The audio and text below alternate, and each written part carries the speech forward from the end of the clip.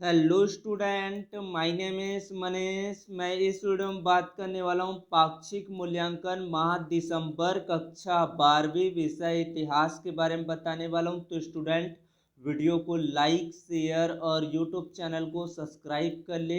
इसका PDF Telegram पर मिलेगा, लिंक डिस्क्रिप्शन पर है, जाकर डाउनलोड करें। तो वीडियो को प्रारंभ करते हैं। प्रश्न क्रमांक 1 से 8 तक प्रत्येक प्रश्न पर 1 अंक आवंटित है।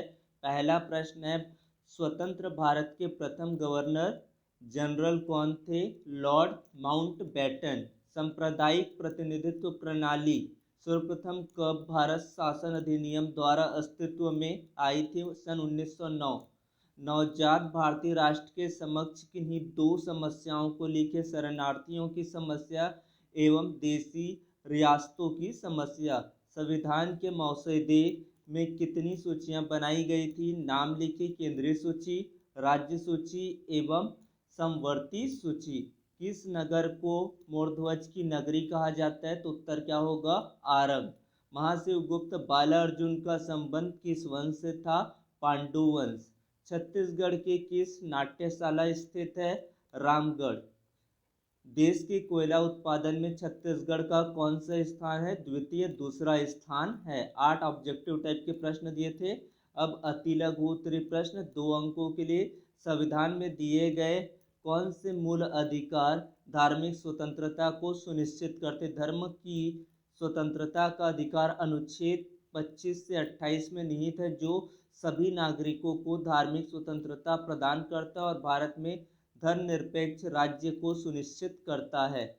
छत्तीसगढ़ में पाई जाने वाली मिट्टी कौन कौन सी है? छत्तीसगढ़ में पाई जाने वाली सबसे प्रमुख मिट्टी है लाल पीली मिट्टी है। इसे स्थानीय रूप से मटासी मिट्टी के नाम से जाना जाता है। इसका विस्तार राज्य के लगभग 60% भूभाग पर है। छत्तीसगढ़ की वन संपदा के बारे में संक्षिप्त विवरण दीजिए। छत्तीसगढ़ प्रदेश में वनों की अधिकता है। छत्तीसगढ़ राज्य का कुल 69,772 वर्ग किलोमीटर भूभाग वनों से ढका हुआ है, जो राज्य के कुल क्षेत्रफल का 44.2% है। देश के कुल वन क्षेत्रफल का लगभग 12.2% का क्षेत्रफल छत्तीसगढ़ में। मध्य प्रदेश और अरुणाचल प्रदेश के बाद वन क्षेत्रफल की दृष्टि से छत्तीसगढ़ देश का तीसरा स्थान है। छत्तीसगढ़ में मुख्य रूप से उष्णकटिबंधीय आर्द्र पर्णपाती वन पाए जाते हैं। राज्य में सागौन, साल, साजा और बीज के वृक्ष बहुतायत पाए जाते हैं। उसके बाद 3 अंकों के लिए प्रश्न,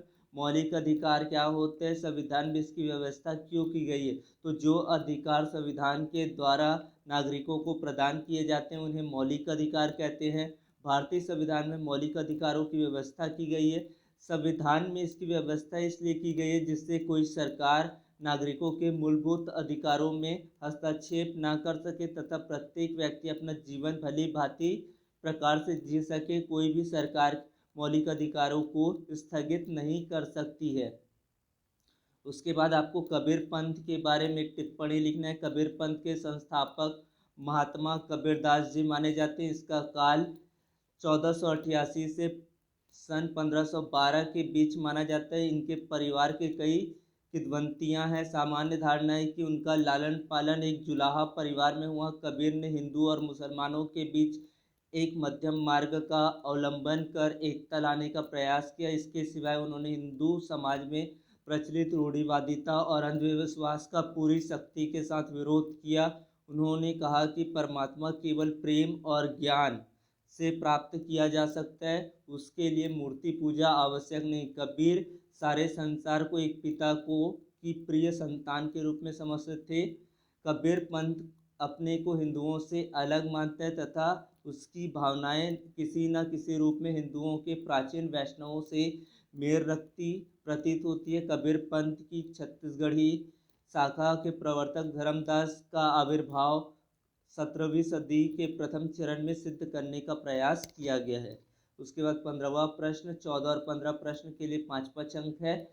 तो भारतीय संविधान की विशेषताएं लिखिए। बहुत सारी इसकी विशेषताएं, लोकतांत्रिक सरकार की स्थापना, स्वतंत्र तथा निष्पक्ष न्यायपालिका, लिखित तथा विस्तृत संविधान, संसदीय सरकार संविधान, तो इस तरह से सारे पॉइंट को आप यहाँ से देख के लिख सकते हैं। कहीं पर अगर आपको कन्फ्यूज़न लगे या समझ में ना आए तो कमेंट बॉक्स में बता दें, इसको अच्छे से फिर आपको नेक्स्ट वीडियो पर पर्टिकुलर एक वीडियोस बनाकर आपको अच्छे से समझा दूंगा। उसके बाद आपका नेक्स्ट क्वेश्चन आ जाता है, कलचुरी कालीन प्रशासनिक व्यवस्था का वर्णन कीजिए। बहुत सारे इसमें भी पॉइंट आपको इंक्लूड करके लिखना पड़ेगा। कलचुरी कालीन प्रशासनिक व्यवस्था, उसके बाद आपके आ जाएगा कलचुरी ताम्रपत्रों एवं शिलालेखों के अनुसार राज्य के अमात्य मंडल के 8 मंत्री होते, महामंत्री, महामात्य, महासंधि विग्रहित यानी कि परराष्ट्र मंत्री, फिर आपका महापुरोहित, जमाबंदी का मंत्री, महाप्रतिहार,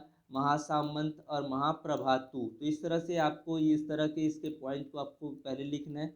फिर आपका आ जाता है राजस्व व्यवस्था के बारे में बताएंगे, न्याय व्यवस्था के बारे में लिखेंगे। तो पहले आप यहाँ से देखते जाइए अच्छे से। सबसे पहले आप ये पॉइंट हेडिंग डालेंगे, उसके बाद इसके बारे में लिखेंगे।